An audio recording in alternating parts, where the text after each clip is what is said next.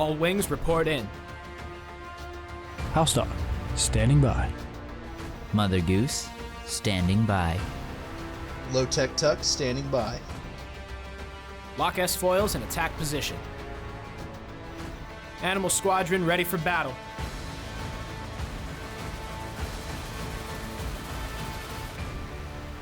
Well, hello there, and welcome back to the Animal Squadron podcast. I am your host, HouseDog, and with me, as always, the hairiest host, Mother Goose. Hello, everybody. And the one and only, the Minoc himself, Lowtech Tuck. What up? We back at it. My knock. Calm down, everybody. Don't get too excited. Dude, they can't help themselves, man. Our fan really likes me, so Yeah, that's all it By is. the way, my mom was rather upset that we took a week off. Oh, I I'm feel so bad. sorry. I'm Please sorry. forgive us. Yeah, no, because I went and visited them over the long weekend since they're so close. And I got there and she was like, "So are you gonna record while you're here?" And I was like, "No, we actually all decided to take the week off. Everybody's kind of tired." And she was like, "What do you mean you guys are taking the week off? There's not gonna be an episode on Monday?" And I was, on this weekend. And I was like, "No, everybody's just kind of needs a break." And she was like, "Well, that's stupid." Please forgive us. Yep. And I was like, "Well, everybody's just kind of tired, and we just needed a little break." We got busy lives, yeah. I mean, I did consider just recording, A solo something by episode. myself for 30 Hell minutes yeah. to an hour, sending it to Elijah, making him edit it, Work, monkey. Work on your week off. and telling him to post it regardless of what it was. Faster, monkey. Dance for me. But no, we're back again. We're back again. We're talking about Tales of the Empire, episodes 1 through 3. This was the Morgan Elsbeth episodes. Before we get into it, though, I do want to go over the results of our last poll. You're gonna do it to me, aren't you? For those that were unaware, the question was, should we revive Tucker? And an astounding 100% voted for yes, but kill him again. Oh, okay.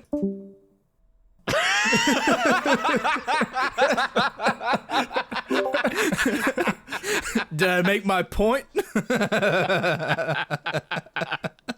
Oh man, this is the part where I wish we had a visual aspect to this show. Me too. Me too.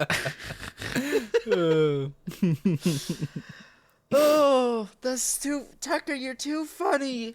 I don't want to have to kill you again. Don't do it. But the fans have voted. Don't do it. The three of us voted. We can veto. I mean, we are all part owners in this thing, man. This thing that we own for $0, we all own it. So, Elijah, can you see who voted? Like, does it show you? No, but I can see that three people voted, which means Tucker also voted to have us kill him. I didn't vote. Then he didn't even vote on his own life, and I'm not sure what's worse. Because I had faith in our fans. That's why I did it. I have faith in our fans, and they did not come through. I'm ashamed. You hear that, I'm fans? embarrassed. You failed. I'm upset. Tucker. I'm angry. I'm only going to use one please. Oh, So no. I might even. Oh, no. I might even say a cuss word. Oh no! I gotta get that explicit Fans, tag what ready. the heck was that, dude? On my I'm so Christian freaking Minecraft mad. server. I'm freaking upset. Anyway, Yep. Star Wars, Star Tales of Wars. the Empire, Episode 1, Morgan Elsbeth. Yep. I need Did one you guys- second because I clicked on one of you guys during the middle of the call, and now I can only see one of you, and I can't. It won't let me show both of you, and I don't know how. Click so I'm again. gonna leave the call. Top right-hand corner, Okay. there's a little symbol that's, if you hover over it, it'll say focus or grid. You should be able to... Oh, Click yes, on I it. found it. Elijah's go. also a professional negotiator. This is the way. Oh man. Don't leave the call. Don't leave the call. Don't leave the call. No, it's just the fact hey, that I it's gonna can't be figure okay. it out. The fact that my only answer to like fix it was to say, "Hey, I'm gonna leave the call and I'll be back." Oh yeah, well I mean we're Americans in our 20s, man. That's like turn it off, turn it back on again. That's what we do. That's how it works. Yep. Oh, That was my answer to fix it. I'm sorry. Lowtech Mac. Lowtech Mac. Lowtech Mac. Lowtech Mac. Yes. Lowtech Mac. Lowtech Mac. Low Low Mac Tuck. Low Mac Tuck. Low Mac Tuck. Low Tuck Tech Mac. Low Mac Tech Tuck. We really missed each other. Taking that week off was not good for us. No, dude. Distance makes the heart grow fonder. I'm ready to get For real. It was a mental health week. That's right, dude. So I wanted to start off by just asking, did you guys did it click with you guys, the naming of these episodes? What? Fear, anger, hate, right? Yeah. Yeah, it's With what, Yoda's line? Yeah, Yeah. I thought that was a really cool reference. because also I think isn't the next episode with Barris? Isn't it called The Path of Suffering? Isn't that next? No, that is Devoted, Realization, and The Way Out. Oh, so they didn't even line it up, dude. They didn't even finish it. That's sad. But it's a good start. What did you I guys didn't catch think? that Just at all. kinda- So Well, to be fair, I probably wouldn't have noticed if someone else on the internet didn't post it out. Or point it out. I'm not sure where I saw it. YouTube, TikTok, someone somewhere said something. And I was like, oh, that's so cool. I gotta talk about this on the podcast. General thoughts, what did you guys think? Like it, hate it? I preferred the Morgan arc over the Barris arc. I did too. Yeah, I liked both of them for different reasons, I think. Yeah. But this one, I really enjoyed it. I mean, it was a really fun 40 minutes. I kind of wish that it was a little longer, but I was gonna say that. Yeah, me too. What I will say is, as much as I loved it, trying to place episode 2 like in my chronological watch through has been an absolute nightmare because they're still using Venators at the beginning of the episode, which is, early Republic, but then Thrawn is already an admiral, which happens in 9 BBY. And it's just really freaking me out. I'm not sure exactly where to place it. wait, they're not using I've moved it, like, Venators. 3 Those are actual they Star Destroyers. Yeah, yeah, they have the orbs on top. Venators don't have those. Orbs. Yeah, I could have swore they were Venators. no, they got the I guess they're radar or signal or something. But those two like round orbs on top of the bridge at the very back, they have them, Okay. and they're all gray. Venators usually have a red stripe. No, I'm sorry, Tukey. Dude, Those are definitely Venators. There is a Star Destroyer. You want to start this with me? Oh, is the one in the middle? Yeah, there's one Star Destroyer, and it's got a convoy of like 4 Venators. To be perfectly fair, that was the one I was looking at. So, Hey, that's the center point. yep, yeah, I was doing what the videographers wanted me to do. So, Yeah, for sure. Anyway, it's really stressed me out. I've moved this episode like 3 or 4 times because, I don't know, we don't see any Venators in anything in Solo or Kenobi, which Solo's 10 BBY, at least that I can think of. But we know Thrawn becomes an admiral in 9 BBY, and it would be weird for him to immediately go ask Morgan for help. I mean, maybe that's the first thing he does, but I don't know. It's like I said, I've just been stressed. yeah, I mean, he does say too that it's his fleet. So I am, Right. and also it's a portion of his fleet, and so I would imagine that he's not going to give her the best stuff. First of all, Yeah. and then secondly too, it's a kind of an outer world that the Empire's not overly concerned about. So I also kind of think too that if he had some Venators, he would be likely to give them to her, even if it was later. Yeah. Anyway, sorry to get us on that tangent. Any else kind of just like general thoughts before we get into the actual episodes? So actually, with the Night Sisters, the first episode, the first half of it, or yeah, I guess it's about half. That was very cool getting to revisit that. But what was very cool too is I had just finished Dark Disciple when this originally came out a couple weeks ago. Oh, hell yeah. And it was cool to see them again, having read that book and knowing a little bit more about them. Mm-hmm. Yep. Like, for instance, like, just one thing I just want to share real quick, just because I thought it was really interesting, is one of their, we'll call it like a coming of age ceremony.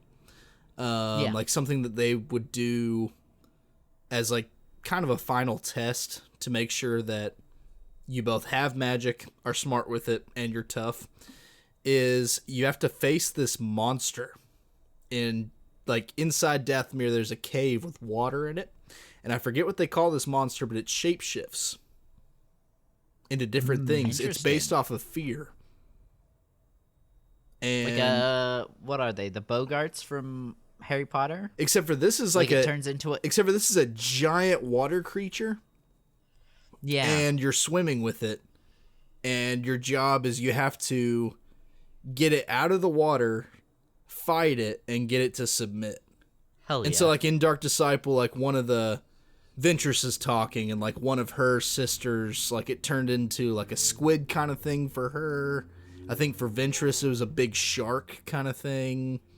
And, like, it's several different things. Also, it's just whenever it gets out of the water, and spoiler alert on a several-year-old book, but, like, when Quinlan kills it, for instance, it's the tentacle monster thing. So, like, I'm led to believe that that's what it actually looks like, because it's dead. Yeah. But I don't know.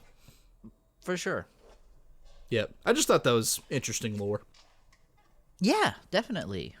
That's something we need more on this podcast is book lore. Yeah.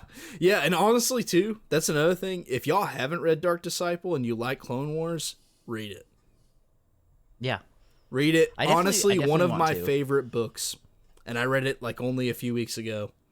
And I don't know what I was missing or what crack I was smoking that possessed me to not read it, but it's wonderful. Yeah, and it seems pretty like a decent, like a good size, like smaller, but like there's still plenty of information in Yeah, there. it's like 350 pages. It's not not too too bad. bad. Yeah. Yeah. So we start with General Grievous's attack, genocide of the Night Sisters. Grievous was so cool, so scary in this episode. Yeah, and I like how they even pushed it a little far, like with Yeah. the surprise of him stabbing the one Night Sister. Like, you know, they're about to retreat, and you just see the green end of a lightsaber just ignite through her Go chest. through her.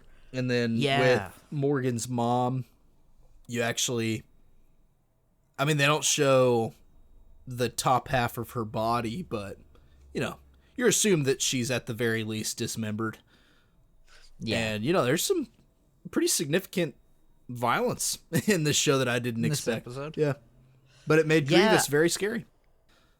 I really like that shot right after he stabs that first Night Sister where they all turn to attack him, and then his army of droids attack from another side, just destroying these Night Sisters. It makes me feel very, very sad for them. Yeah. I really like that we got to see the full. Well, it filled in the gaps on the attack on Dathomir, Yeah. because that was one of the last season episodes, or one of I the think last arcs with Ventress that we got Yeah, that was season 4. that but I started don't her think, on her path. Yeah. But we never got to see like Grievous fully killing all the Night Sisters and everything. We just got to see the army of the undead. Right, in that first initial wave. Yeah, in like the initial attack and everything. I think this is what they wanted to do with Grievous the whole time, Yeah. Yeah. and they just, couldn't get it. But this is the Grievous we were always meant to have. This is the Grievous that you read about, in the novels and everything else. Is just that like unwavering killer. Yeah. Yeah. And he was so great. And whatever he does kill Morgan's mom, and he starts like screaming run at her Yeah, and he's and laughing. Uh-huh. Psycho, dude. Psycho. What an awesome, like, just that alone, amazing. I can't wait for, I don't know, cartoon Star Wars has been so good. I miss, like, to see that in live action would be amazing too. Like, one of my favorite things is the last fight that in episode 3 that Kenobi and Grievous have on Utapau, and you just get, like, there's those all really great close-ups of Grievous's face, and since he doesn't have a mouth or anything, you know, the most expressive thing on him is his eyes. And whenever he tells Kenobi, "You're doomed," but it's like really slow, and they do that zoom up on his face and everything, and he's like the most menacing character ever, and all he has is eyes. Yeah. Yeah. Well, and the way they pattern it too, just with the, you know, eyes getting smaller and wider and stuff, like, it's kind of amazing the range of emotion they can give him without a mouth. Yeah. Yeah. I just love seeing Grievous do Grievous things. Grievous doing Grievous things. Yeah. I also really liked, cinematography-wise, how they just shot Grievous. The camera was almost always looking up at him, just making him feel bigger and more menacing. Like, they really captured how much larger he was than the Night Sisters. Yeah. Yeah, it's interesting. And also, too, again, just going back to Dark Disciple for a second, I believe it's in that book. I mean, you know, and look at me, like I only read it a few weeks ago and I don't quite remember this, but I'm pretty sure that also Dooku is there as well in Ventress's memory. Yeah. Yeah, I believe so. And yeah, I mean, there's a whole, like, I think it's like a whole chapter basically that goes through the genocide on Dathomir, and liked reading it. And you know, I mean, between Clone Wars and this, I think we get a really good depiction of the event. For sure. Something else I really loved about this episode was getting to see the Mountain Clan. Yes. I'm glad you brought that up. I thought that was super interesting that they're building Dathomir a lot. Yeah. Lately. And, you know, that's something that's been going on in the past couple of years with the first Jedi game. You know, Dathomir's one of the planets that we get, and it built up a lot of that lore and everything. And we got a lot of it in the later part of Clone Wars about what happens on Dathomir. Yeah. And I remember used to it was that the Zabrak were completely different species from the Dathomir witches. Like, they weren't related at all. Like, the Zabraks just happened to be there. They weren't like the male species that were the counterpart to the female, like, Dathomir witch race thing. Like, the Zabraks were just there. And now, you know, the lore's been built that the Zabrak are the male species that inhabit the planet, and then you have the Night Sisters. But I really like that they're building it more to now we have this Mountain Clan people that aren't all aliens. Yeah. They're a human, like, I mean, they're the most human thing that we know on Dathomir. Right. So, I mean, we never really got an explanation of where Morgan and her mother came from. Yeah. Yeah. Yeah, and also... But we know that they're humans. Yeah. And also with the Mountain Clan, too, one thing that you brought up that I think is very interesting as well, just with them, is I actually think that they are... Because, you know, the Force is constantly trying to balance itself. And so I honestly think the Mountain Clan, based on what we see later, may be basically like a light side version of the Night Sisters. Like, that they are there to balance them. I could see that. Because, I mean, the chieftain of the mountain people, she uses, I'm pretty sure it's called Force Repulse. And I believe that's a light side power. I didn't think about that, but that's a really good point. So yeah, not really a lot happens after the big battle. She goes to the Mountain Clan. She convinces some kids to go get some weapons so they could defend themselves. And then we get our final fight. They're in the armory, and some droids find them, and these other girls that Morgan brought with get killed. Yep. All die. Yeah, I don't know. I was so mad when I was watching this. You know, I get, like, obviously these women were afraid that they were also going to get genocided. That's valid. Yeah. But I don't know. It just made me sad watching them die when they didn't have to. Yeah. Yep. Well, especially when they could have just not gotten involved. Yeah. But at the same time, too, at least they died standing up. For sure. I mean, instead of going out like cowards later. Yeah. So. No, I agree. Well, do we have anything else on this episode? Not really. This just kind of helps establish like Morgan's original life, I guess. Where she came from. Yeah. Yeah, like a bit of her origin story, I guess, to explain her anger and everything, because, you know, we don't get that in Mando. We just know Right. that she's like an evil lady. And now that we have Ahsoka and everything, it's cool to see, okay, this is where it all started. This is why she's so angry. This is why she's this harsh dictator that takes over a planet. Yeah. Yeah. Okay, episode 2, this is Path of Anger.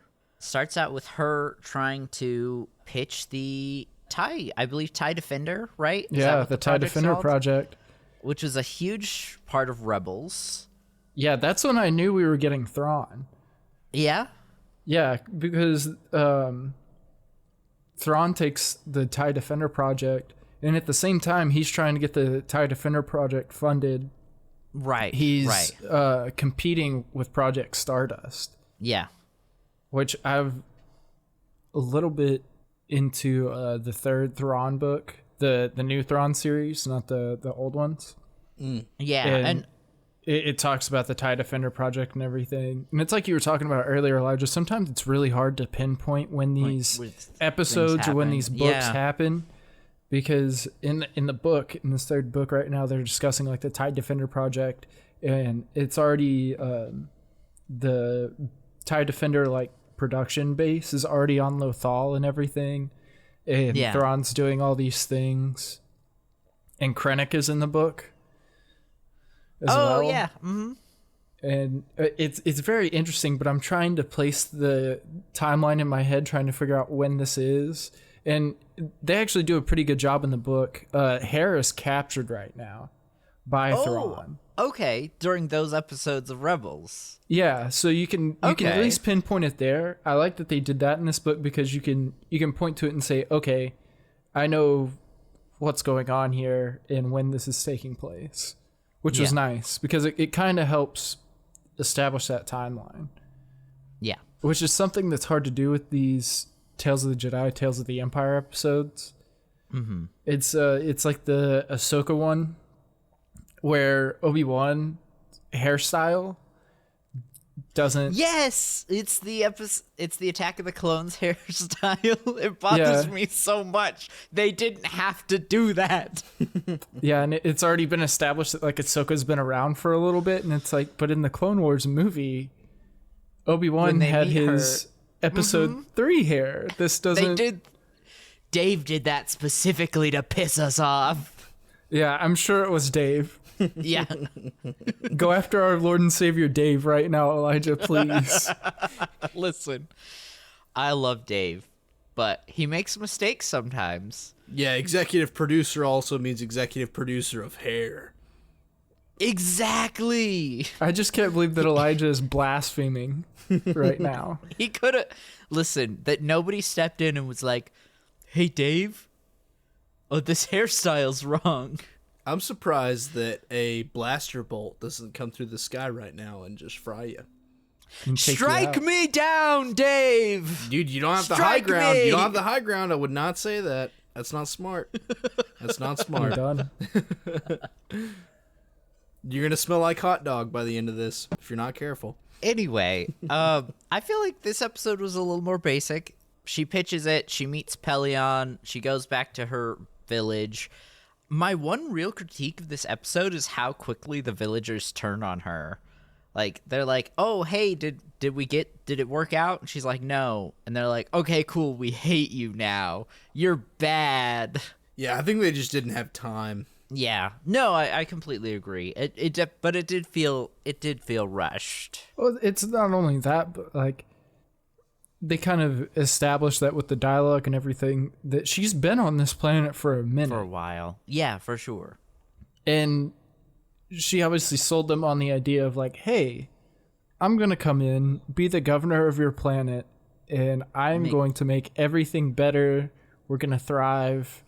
And we don't know how long this has been going on. And then, then by the time we see him and Mando, like, Things the are planet awful. looks like hell. It's being drained of all its resources. And I think is it the end of this episode where she tells the people, she's like, or it might be the third one. It's the end of the where she's third like, one. Yeah, she's like, everyone's going to work harder. You will not Work sleep. harder or There will die. be triple shifts. And if you die, you die. For the glory of the Empire. Glory of the Empire. For the Empire. Yep. Yeah, and actually she burns the trees. Three's Which down. is like, Yep. woof. But we'll talk about that in a second, I guess. But Yeah. But no, and then we get this really cool scene where Thrawn's assassin, do you Rook. remember his name? I know it's Rook. Rook. I'm so glad you guys stopped me because I was gonna be like, I'm pretty sure it starts with a D.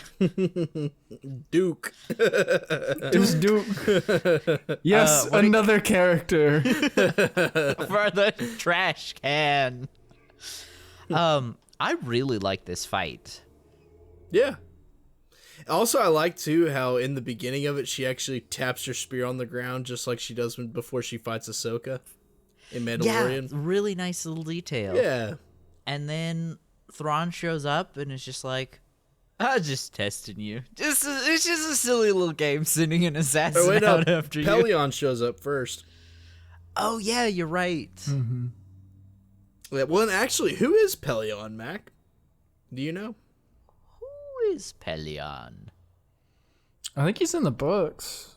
Oh, okay. Yeah, he's Thrawn's right-hand man, and he's also in, I believe we see him a little bit in Rebels, and he's also in The Mandalorian. He's the one that's like, during the meeting of the, like, war council, he's like, guys, just trust me, Thrawn's coming. Just hold out a little longer, guys. Real. Oh, okay. Yeah, he's... I want to say he's on... he's like one of the lead officers on the Chimera. Yeah. Oh, okay. Gotcha. I think he's like second in command to Thrawn on the Chimera. Okay. So I noticed he's a captain, I guess, like in Imperial ranks. Does that mean that the ship is his? I guess? No, the In ship is fleet? Thrawn's no matter what. Oh, okay. I thought the fleet Yeah, was the his, not Chimera is necessarily the Thrawn's- ship. Oh, okay. That's also his ship. You're Yeah. not So he- wrong. Yeah, Thrawn's like overall in charge of the fleet, but the Chimera is his Is his personal his- ship. Okay. is his like flagship. That's the one Gotcha. that he's always on. Gotcha. Quick bonus question: can anybody name besides me what species Rook is? No. If you'd asked me like 6 months ago, I could have, because I really got into the original Heir to the Empire novel. Sounds a lot like Quitter Yes. talk to me. Tukey wants to throw hands today. I'm feeling feisty. You said you wanted No. to kill me. That was Mac. The species is like super, like they're a really big part of the original Thrawn trilogy. Right. Okay. So, okay, I guess we don't have to get into it. But I was gonna say, like, what do they have to do with the Thrawn trilogy? Like, I still don't really get it. Like, who are they? just- Like, where do they come from? Where do they come They're from? just Where an do they go? Where do important they come from? species. Cotton Eye Joe. Oh, okay. That like What in are the they original. called? Oh, they're called Nogri. Nogri. Thank you. The importance of them in the original trilogy is like they're this race of aliens on this planet that have been like enslaved by the Empire for like the past 40 years. Yeah. And so that's why this guy's his assassin, I guess, is he's a slave. It's like it's like they're slaves to the Empire, but they don't really understand the concept of slavery. To them, they just like made like a warrior's pledge. Yeah. Okay. But also, wasn't it like specifically to Vader? If I'm, Yeah. Okay. So because go ahead. they name Leia essentially heir to the Empire. Like once they realize she's his daughter, they like serve her. So more so like they kind of, rather than slavery, like they think that they're servants, but the Empire kind of just takes advantage of that. Is that kind of how it works? Okay. Yeah. Gotcha. Yeah, like you in the books, you discover that the Empire's actually been like poisoning their planet for years. So they all have to live like in this consolidated area. So it's just slavery with extra steps. Yeah. Okay, I gotcha. Yeah. It's pretty cool. Yeah. I mean, slavery's not cool, but Can't say that. Hey man, you ever seen pyramids? Maybe it gets something done. You know what I mean? Did get the no, pyramids done. slavery's not. I'm just saying the Slavery concept is in the bad. book. The concept in the book is very just the planning that the Emperor went But through it does. Yeah. to do it, and then somehow they wind up like pledging their service to Thrawn through Vader. Like Vader brings him there at one point, and he's like, "This man is now your guy. Sugar daddy? He'll take care of you." I'm sorry. That just came out. I'm sorry. It's your boy Rook. What up? Anyways, back to Tales of the Empire. Thrawn shows up and talks Thrawn to her. shows up. Thrawn's line here is so good. I can't remember exactly what he says, but where he talks about how like slowly the Empire will fall if nothing is changed. Phenomenal writing.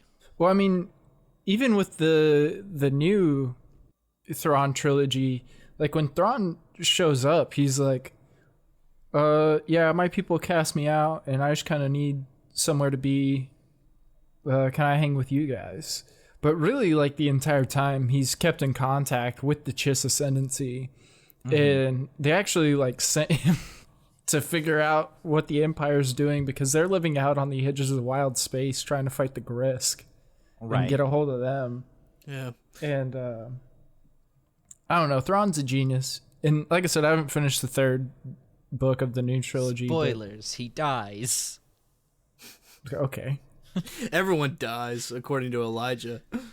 Everyone But dies. I'm convinced now, especially now that I've gotten back in to the Thrawn, the new series, and with Ahsoka, that like the Chiss are coming. I think the Chiss are gonna be a part of it now. Yeah. That and the Grisk, I think, are going to play a large role in Star Wars somewhere. Actually, at this part of the episode, you know what I thought is that if you think about it, Thrawn is kind of just the Empire's version of Bar Rescue. You ever see that show? Yeah. I think so. Well, basically, go ahead, Mac. No, you can explain it. Oh, it's pretty much this show where like, you know, a bar is like really doing bad. Like it's like, you know, people are leaving without paying, you know, like their food sucks, etc. And then they actually hire this TV show to come in and fix the bar so that they don't go under. Well, it's like Gordon Ramsay's show.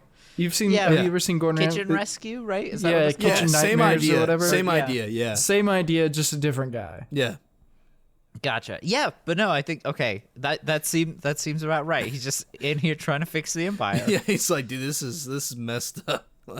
And I don't know. I wish we got more of Thrawn and I would like a Tales of the Empire, but for Thrawn, man. And I That know would we be get a lot sick. of that in the books and everything. And I'm sure there's comic books about Thrawn too. But his relationship with the Emperor is so important. And I feel like so many things are still clouded in mystery between him and the Empire or the Emperor. Because Thrawn would basically just do stuff. And everybody else in the Empire would get really mad about it because one, he's an alien.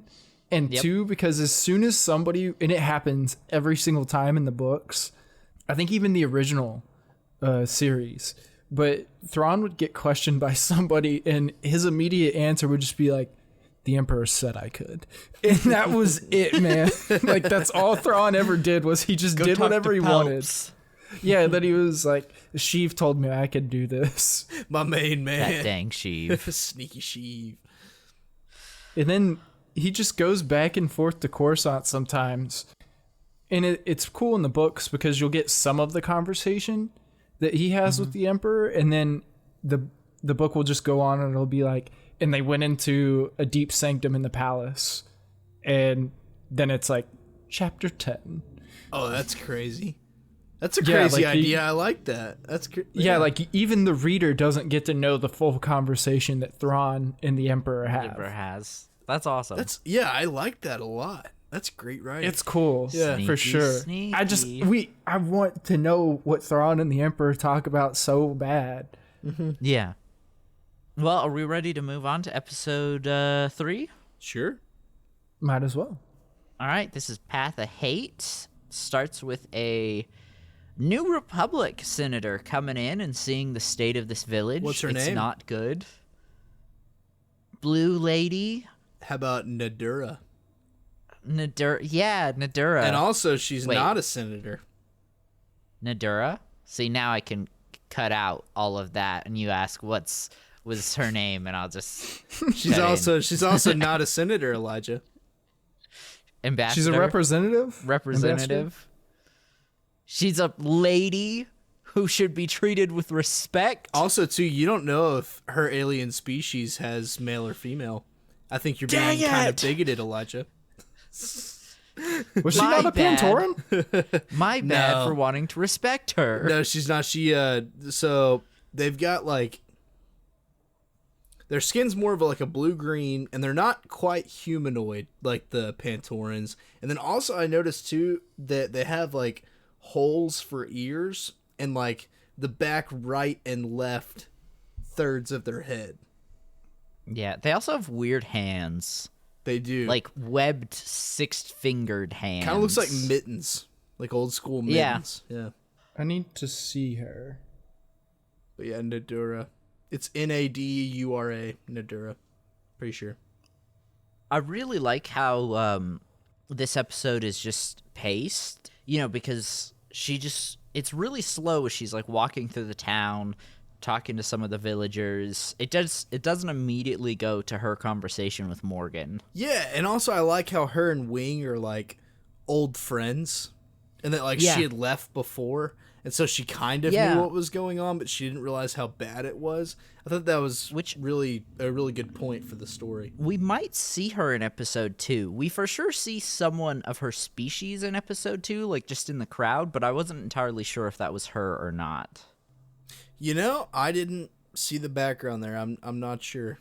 There's like a quick shot where you see the front of the face, and I wasn't able to catch it, but there's some shots where you see the back of the crowd, and there's definitely that distinct design that their species has. Gotcha. Like how their head's kind of like, it's almost like It's bumpy. coral shaped. Is kind of what I was gonna say. Like yeah, I don't know. Oh, But a very cool design. I remember this chick now. Sorry. Yeah, I mean she dies worries. anyway. Spoiler. Yeah, who cares? She's dead. Who cares? Who cares? But she talks to Morgan. Morgan says, "LU, no Riz, go back to Ohio," and then starts having her assassins kill them. Wait a second. You're not cool like that. Talk like our generation, Elijah.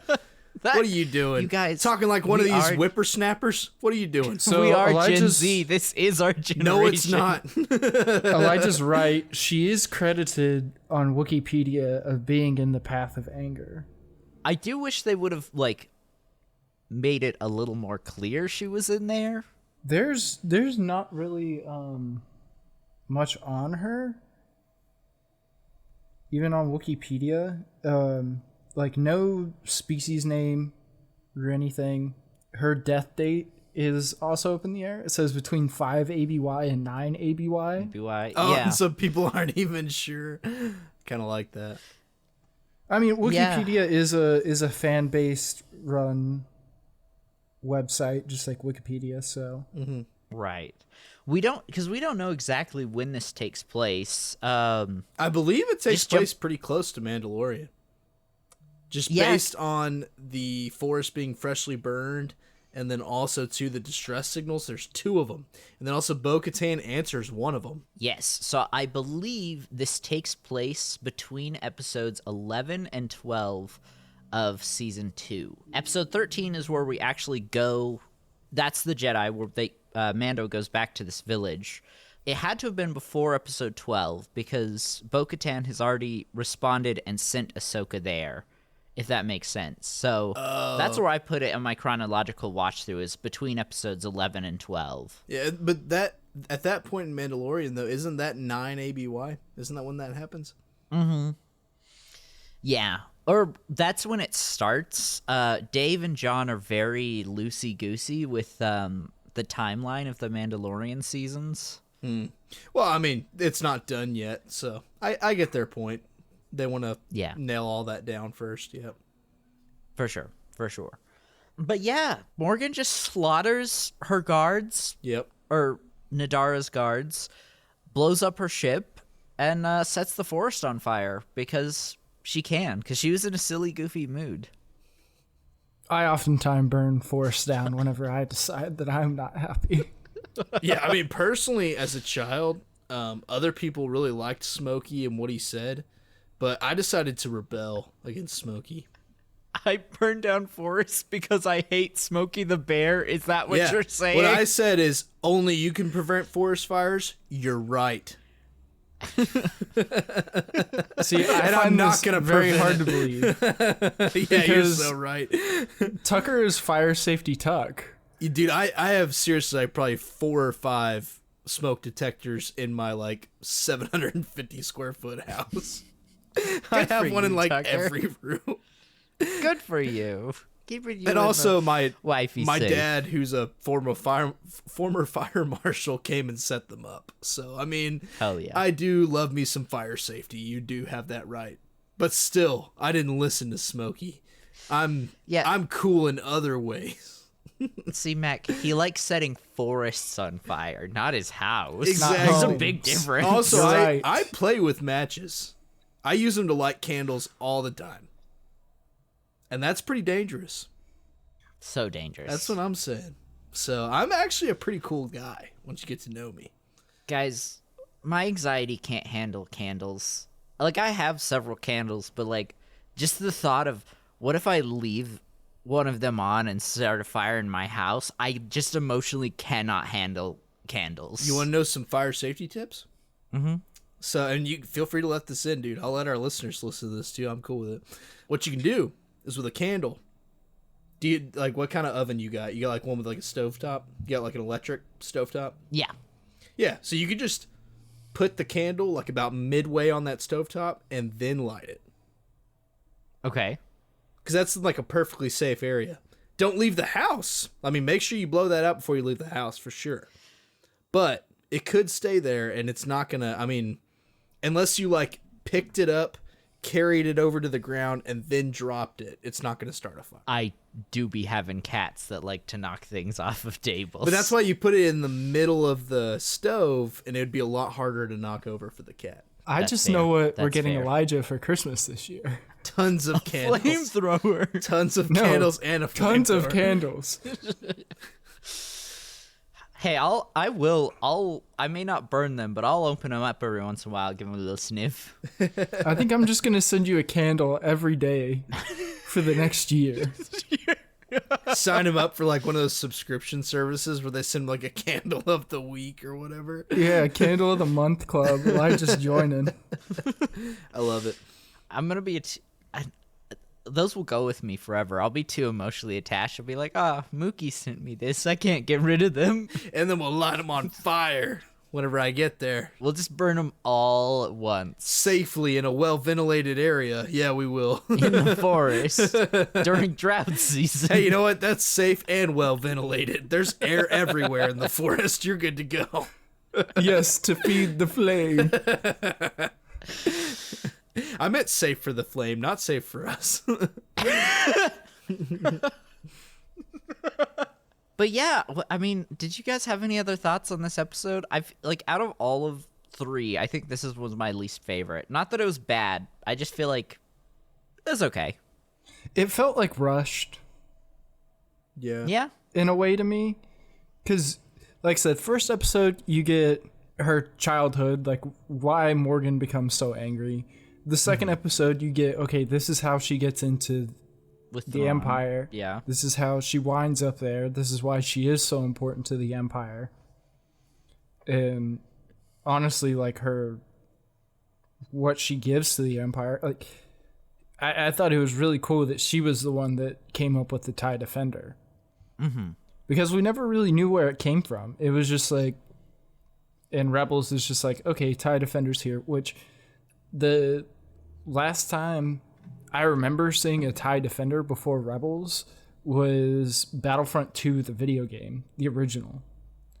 The TIE Defender is in that. Hell is yeah. it really?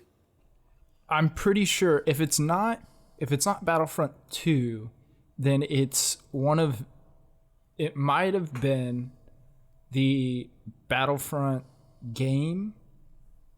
It was called like Rogue Leader or Rogue Squadron or something. Yeah, I know Oh, what you're yeah, talking okay. about. I think it might have been in that. Yeah, because I don't think it's in Battlefront 2. So it must be I in think that. you're right. I exclusively play the Clone Wars maps, so I have no idea.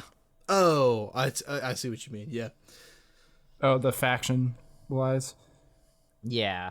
But yeah, that's the last time I remember seeing it. I think it was the Rogue Squadron Battlefront game, which did not do well. I don't think many people had that game. I will say we had I a did. great time. But, yeah. But that's the last time I can remember seeing the TIE Defenders. Other than that, they've kind of just been a part of Star Wars, but not really. Yeah. Actually, one thing that was mentioned about them that I thought was kind of cool was that they have shields. Yeah, that's Because like actually their the whole... TIEs don't have shields. Yeah, well, they don't have... the big thing about the Defender was that it was equipped with shields, and it also had hyperspace capabilities. So actually they could They could jump effectively- themselves. Yeah, and they could like effectively battle the New Republic's. Which never quite Fighters. made sense to me why the Empire didn't have fighters, or, light fighters that had hyperdrive capabilities, but the Yeah. X-Wings did. Yeah, so actually in Squadrons, that game that came out fairly recently, they go into that a little bit. I think the idea was that TIE fighters were built, so instead of using shields, they actually gave them more engine capacity. speed. So they're faster, more agile, their guns are bigger, and that kind of thing, rather than shields. And then hyperspace capability, I believe the thought was pretty much, well, they'll always be with a Star Destroyer Yeah.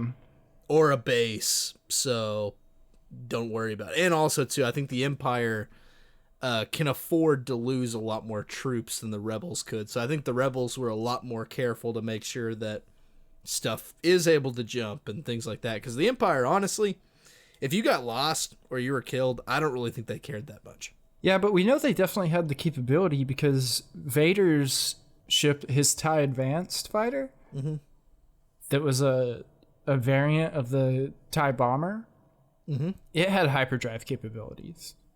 That's a good point. But also, too, he's Vader. It's facts. Do you think Which that maybe I he was- just could have whatever he wanted, and it wasn't necessarily that they made those in bulk? Yeah, for sure.